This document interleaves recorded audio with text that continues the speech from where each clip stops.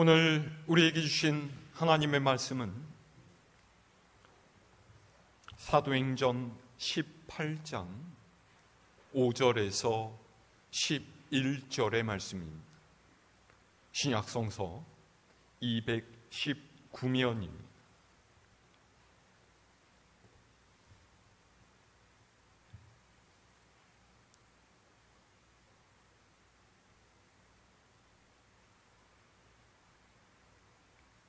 봉독하겠습니다. 실라와 디모데가 마게도냐로부터 내려오매 바울이 하나님의 말씀에 붙잡혀 유대인들에게 예수는 그리스도라 밝히 증언하니 그들이 대적하여 비방하거늘 바울이 옷을 털면서 이르되 너희 피가 너희 머리로 돌아갈 것이요 나는 깨끗하니라. 이후에는 이방인에게로 가리라 하고 거기서 옮겨 하나님을 경외하는 디도 유스도라 하는 사람의 집에 들어가니 그 집은 회당 옆이라. 또 회당장 그리스도바가 온 집안과 더불어 주를 믿으며 수많은 고린도 사람도 듣고 믿어 세례를 받더라. 밤에 주께서 환상 가운데 바울에게 말씀하시되 두려워하지 말며 침묵하지 말고 말하라. 내가 너와 함께 있음에 어떤 사람도 너를 대적하여 해롭게 할 자가 없을 것이니 이는 이 성중에 내 백성이 많음이라 하시더라. 1년 6개월을 머물며 그들 가운데서 하나님의 말씀을 가르치니라. 아멘.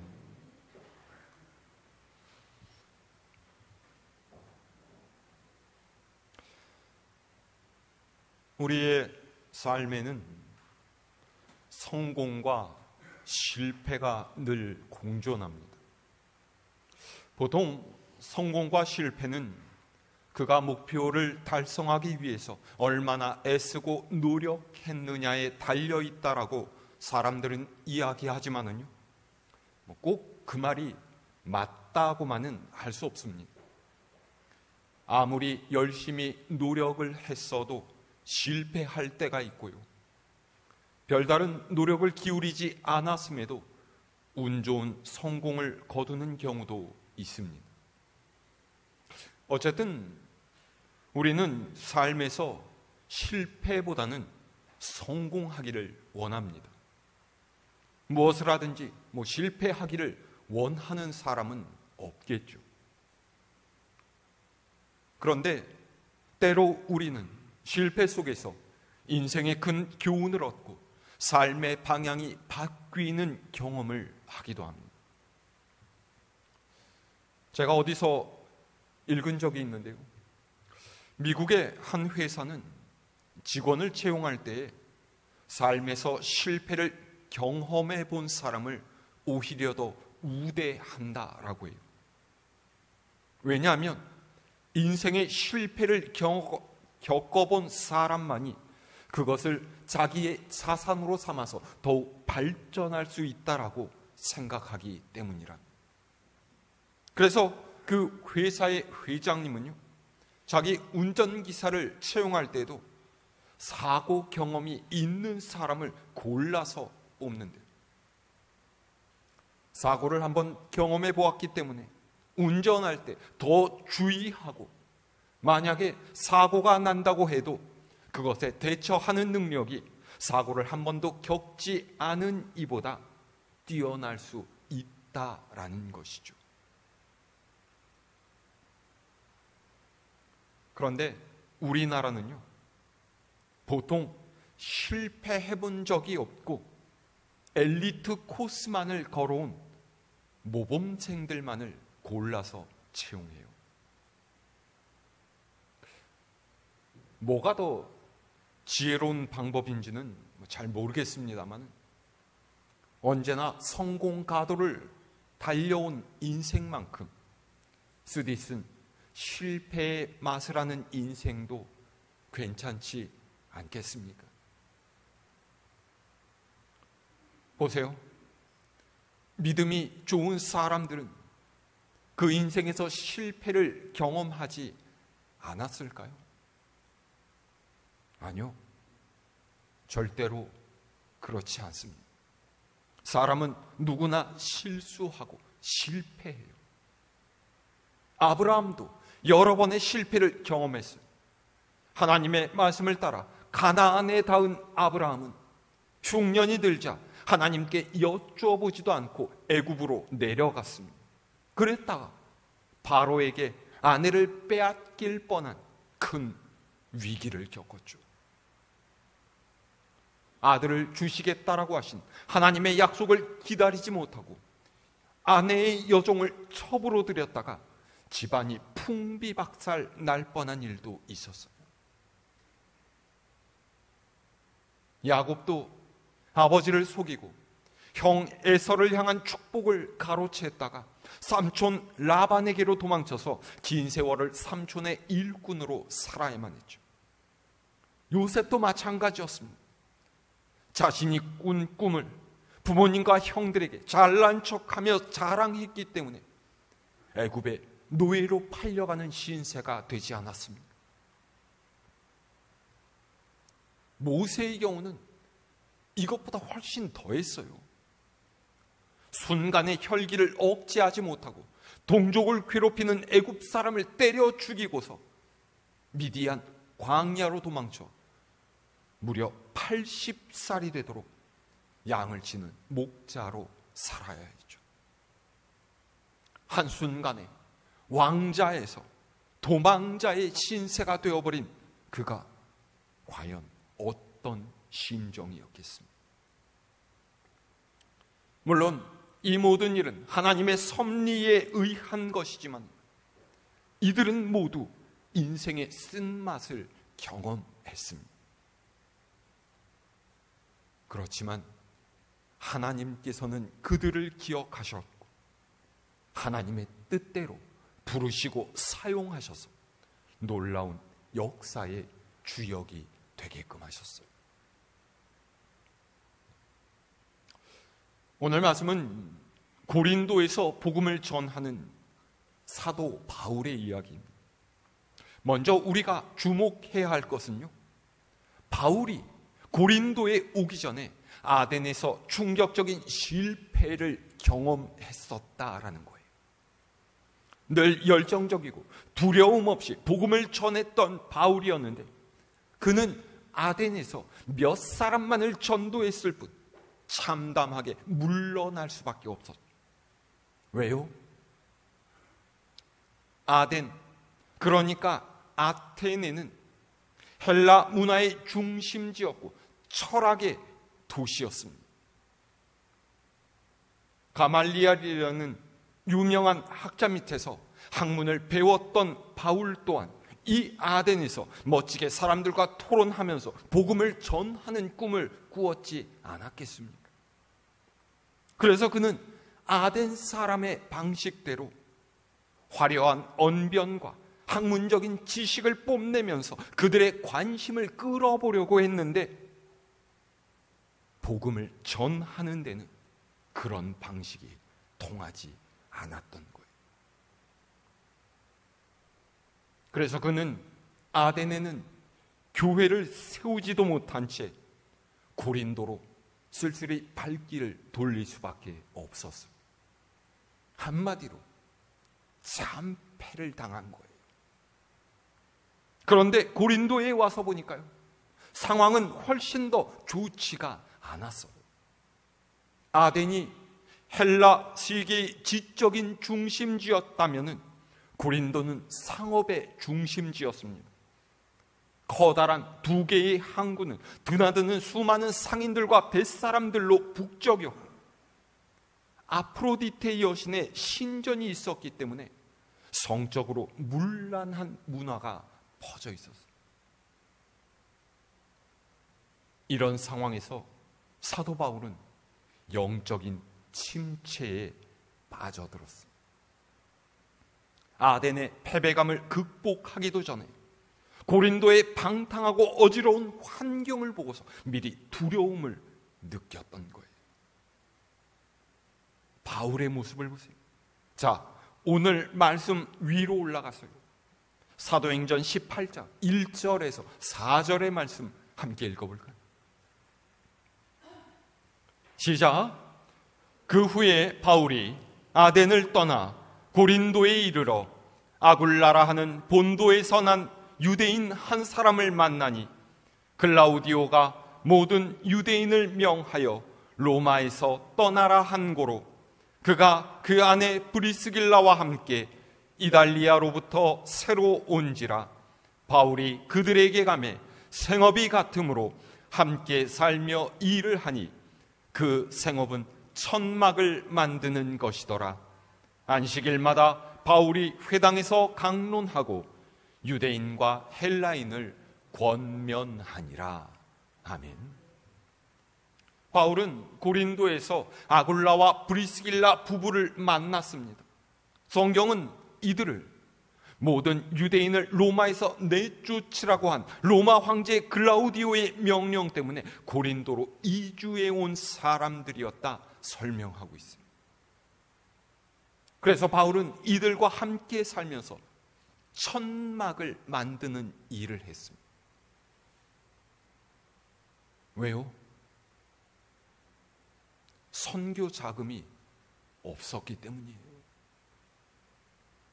복음을 전하려면은 일단 입의 문제를 해결해야 되지 않겠습니까? 그래서 평일에는 천막을 만들고 안식일에는 회당에 나가서 말씀을 전했지만은요, 별 소득은 없었던 것 같아요. 아마도 이때가 사도 바울에게는 가장 어려운 인생의 고비였을 것이에요. 그는 실패를 경험하고 그것을 떨쳐내지 못한 채로 고린도에서 복음을 전했습니다. 그런데 이 복음을 전하는 바울의 모습을 성경이 뭐라고 기록하고 있습니까? 권면했다. 그래요. 권면했다라는 말이 무슨 뜻입니까? 좋은 말로 권했다, 그런 거죠. 이 말이 나쁜 뜻은 아니지만은요, 이 말에서는 딱히 어떤 열정적인 느낌이 없습니다. 확신을 가지고서 강하게 주장하면서 전한 것이 아니라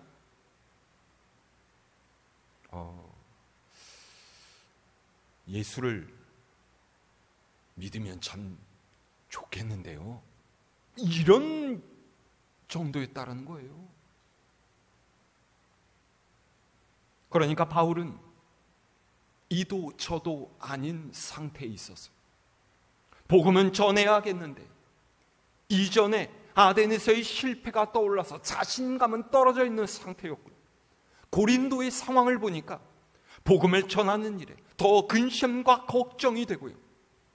설상가상 그를 후원해주는 이도 없어서 자기 손으로 천막을 만들면서 생활비를 벌어야 하는 그런 상황이었다라는 것이죠. 자, 그런데 하나님께서는 이런 바울을 보고 계셨어요. 그리고 상황을 바꾸시기 시작합니다. 자, 5절에서 6절의 말씀 읽을까요? 시작.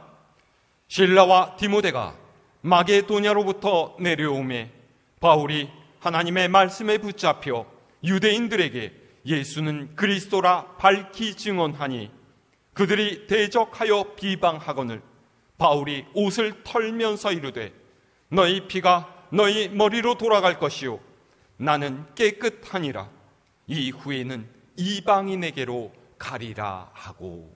아멘. 어떤 일이 일어났습니까? 먼저 실라와 디모데가 마게도냐로부터 고린도에 왔어요. 아덴에서 바울은 혼자였죠. 왜냐하면 바울이 데살로니가 교회의 형편을 알아보라고 디모데를 데살로니가로 보냈고요, 실라는 헌금 모금을 위해서 빌립보 교회로 갔기 때문이에요. 그런데 그렇게 떠났던 두 사람이 다시 돌아온 것이죠. 두 사람의 격려와 빌립보 교회의 물질적인 후원으로 인해서 바울은 힘을 얻었습니다. 아덴에서 겪은 실패로 인한 낙담의 상태에서 벗어나게 되었고, 복음을 전하는 본연의 사역에 다시금 집중할 수 있게 된 거예요. 달라진 바울의 모습을 보세요. 5절은요, 그가 하나님의 말씀에 붙잡혀 예수는 그리스도라 밝히 증언했다라고 이야기하고 있습니다. 말씀에 붙잡혔다라는 것은요, 성령의 충만함을 입었다라는 것이고요, 예수가 그리스도라 밝히 증언했다라는 것은 아덴에서처럼 철학과 언변을 과시하면서 사람들의 주의를 끌려는 생각을 버리고 오직 십자가의 도를 전하는 것에만 힘썼다라는 거예요.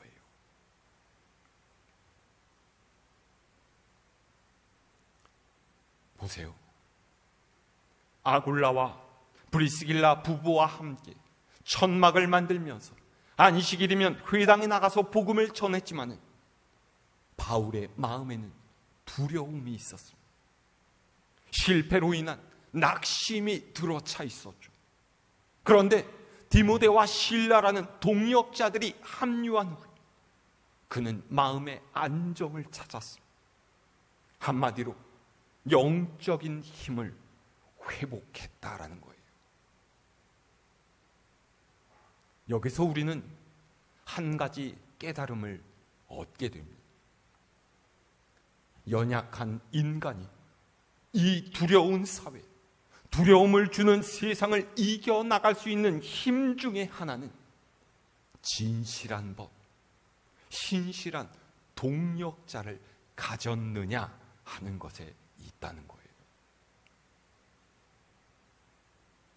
그래서 주님께서는 우리를 공동체로 부르셨어요. 연약하고 부족한 인간이 홀로일 때 두려워할 수밖에 없다라는 것을 아시고 믿음의 사람들이 함께 하나님을 섬기도록 하셨죠. 무거운 짐을 나누어 지고 어려울 때면 서로 위로하고 기도해 주면서 서로 돌아보아 사랑과 선행을 격려하도록 하셨어요. 오늘 우리가 이같이 주님께서 부르신 이들이라는 것을 기억할 수 있어야 합니다. 혼자서는 믿음의 길을 가기 어렵습니다. 혼자서는 사명을 감당하기 힘들어요. 교회는 주님과 함께 우리가 하나가 되어서 더 큰 하나를 이루어가는 곳이라는 것 여러분 잊지 마시기를 바랍니다. 자, 그러면 디모데와 실라가 바울에게 합류했다라고 해서 모든 문제가 사라졌을까요?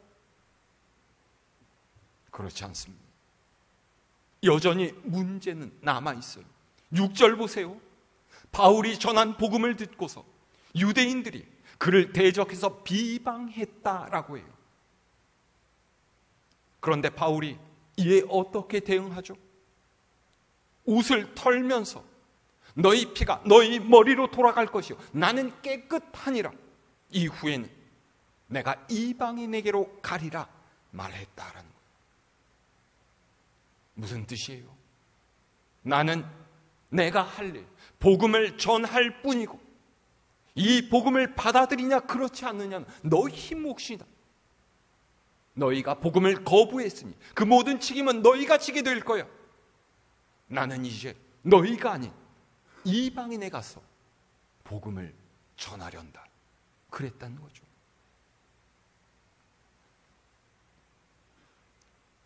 바울의 단호한 모습을 보십시오. 바울은 달라졌어요.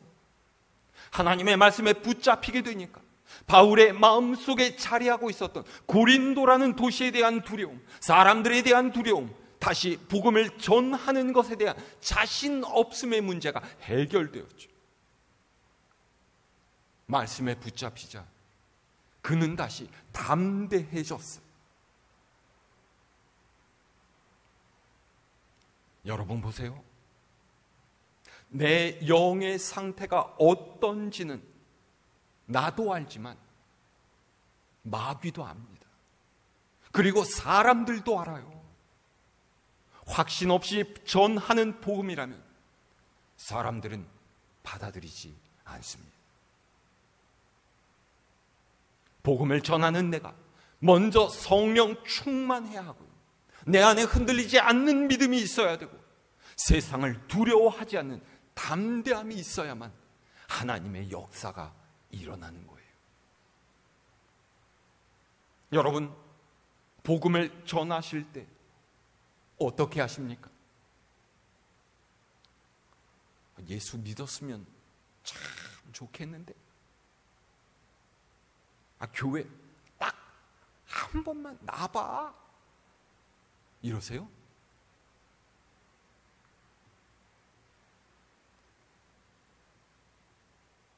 이런 태도로는 사람의 마음이 움직여지지 않습니다. 예수님은 구세주이시고 그분을 믿는 이에게 구원이, 주님께서 너를 부르시고 계셔. 나처럼 너도 이 생명의 길에 들어와야만 돼. 그렇게 잃어버린 영혼을 향한 간절함과 담대함을 가지고 복음을 전할 때 하나님께서 역사하시는 줄 믿으시기를 바랍니다. 이 이후의 일을 보세요. 자, 7절에서 8절 말씀 읽을까요? 시작. 거기서 옮겨 하나님을 경외하는 디도 유스도라 하는 사람의 집에 들어가니 그 집은 회당 옆이라.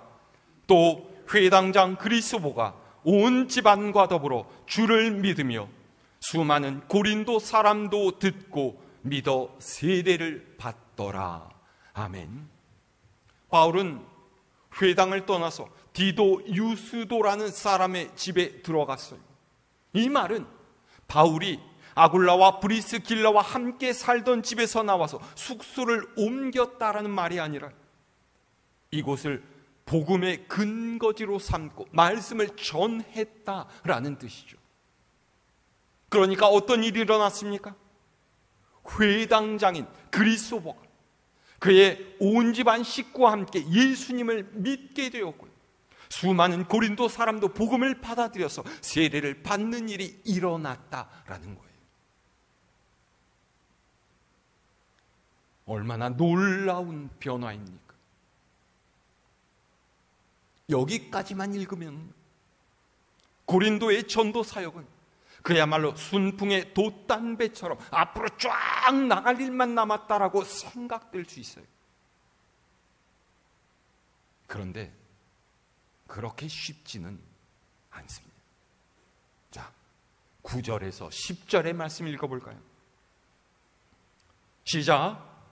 밤에 주께서 환상 가운데 바울에게 말씀하시되 두려워하지 말며 침묵하지 말고 말하라. 내가 너와 함께 있음에 어떤 사람도 너를 대적하여 해롭게 할 자가 없을 것이니 이는 이 성중에 내 백성이 많음이라 하시더라. 아멘. 여러분, 이상한 점 느끼지 못하셨습니까? 지금 회당장과 그 집안 식구를 비롯해서 많은 고린도 사람들이 복음을 받아들이고 교인이 되어가고 있어요. 그러면 이 상황에서 바울은 더욱 신이 나서 복음을 열심히 전하지 않았겠습니까? 그런데 갑자기 주님께서 바울에게 환상 중에 나타나셔서 하시는 말씀이 뭐예요? 두려워하지 말아라. 침묵하지 말고 전해라. 내가 너와 함께 있어서 너를 대적해 해롭게 할 자가 없게 하겠다. 그러셨다는 거죠. 왜요? 주님께서 바울의 형편을 잘 모르셔서 이런 말씀을 하신 것이 아니에요. 이 말을 바꾸어 보면요, 바울은 지금 두려움 가운데 있다는 것이고요, 침묵해야 되겠다라고 생각했다는 것이고요, 일신의 위협을 느끼고 있었다라는 말이에요.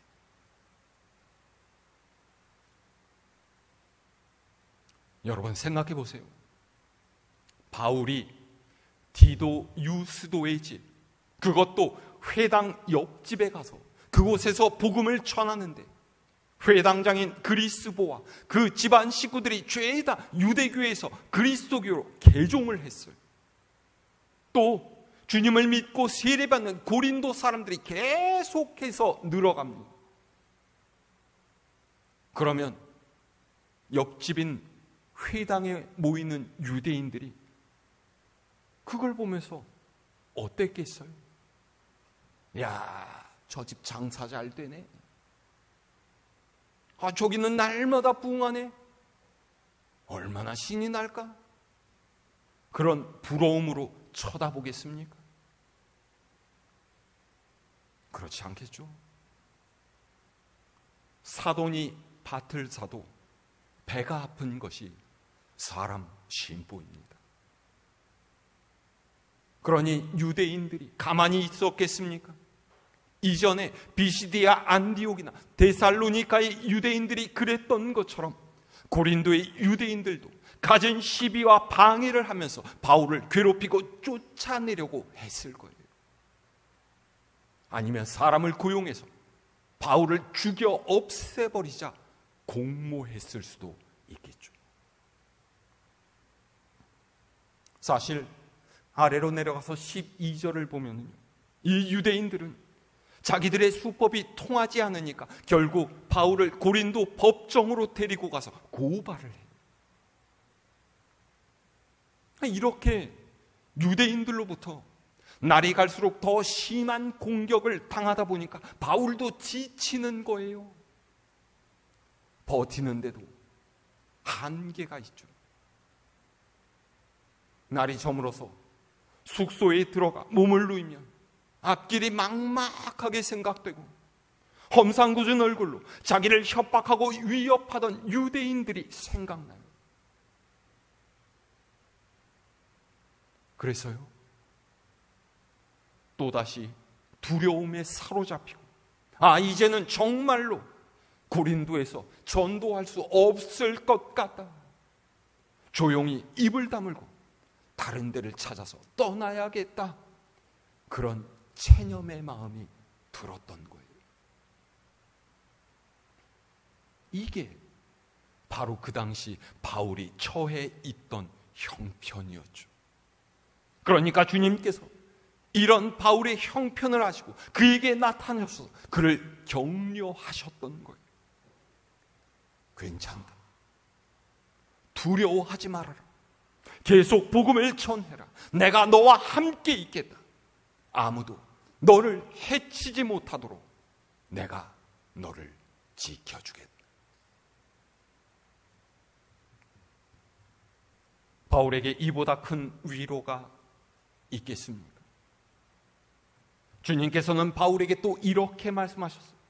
이 성 중에 내 백성이 많음이라.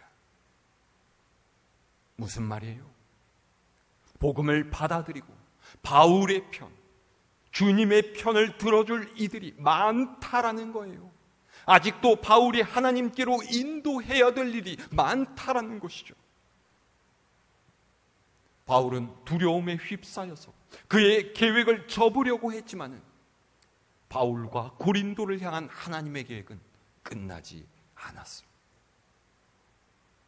내가 너와 함께 할 것이니 두려워하지 말고 복음을 전해라 그러셨죠. 바울은 미처 알지 못했지만 하나님께서는 그분의 백성을 이미 고린도 성중에 심어두시고 하나님의 일을 진행해 가고 계셨다는 거예요.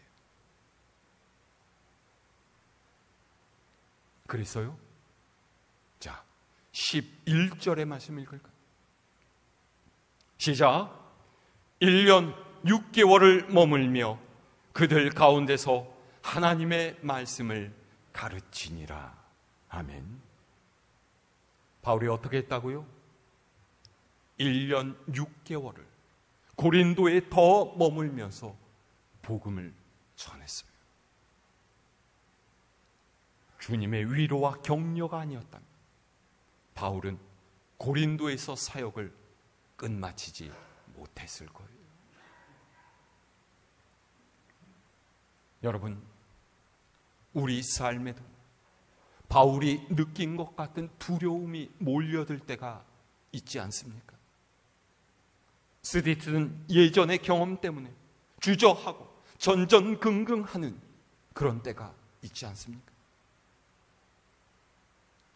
여러분, 두려움은 무엇입니까? 실패할까봐 두렵고, 사람들에게 상처받을까봐 두렵고, 다른 사람이 나를 어떻게 볼까? 그런 것이 두려우십니까? 불확실한 미래 때문에 두려우세요? 세상살이 녹록지 않아서 힘드십니까? 왜 나는 이렇게 되는 일이 없지? 원망스러우세요? 이제는 나이 들어서 내 할 일을 다 마쳤다, 그렇게 생각되십니까? 여러분, 바울도 그랬어요. 그런데 주님께서는 그런 바울을 일으키시고 다시 주님을 위해서 일하게 하셨죠. 오늘 우리의 어려움을 성령의 충만함으로 이겨내실 수 있기를 바랍니다. 주님께서 우리와 함께 계시며 우리의 삶을 지키신다라는 것을 기억하시기를 바랍니다. 서로를 위로하고 격려하는 좋은 동역자가 되시기 바랍니다.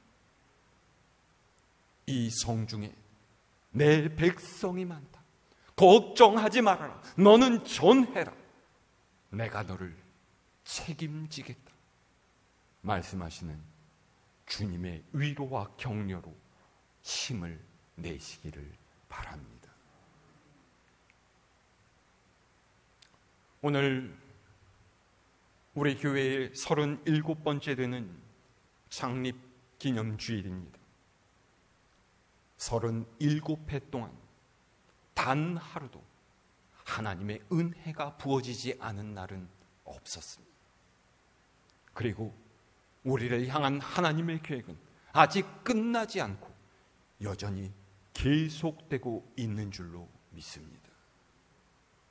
앞으로도 하나님께서 우리와 함께 하실 것을 믿으며 우리에게 주신 귀한 사명을 잘 끝까지 감당하겠노라 다짐하는 우리 갈보리 교회 모든 식구들이 될 수 있기를 우리 주님의 이름으로 축원합니다.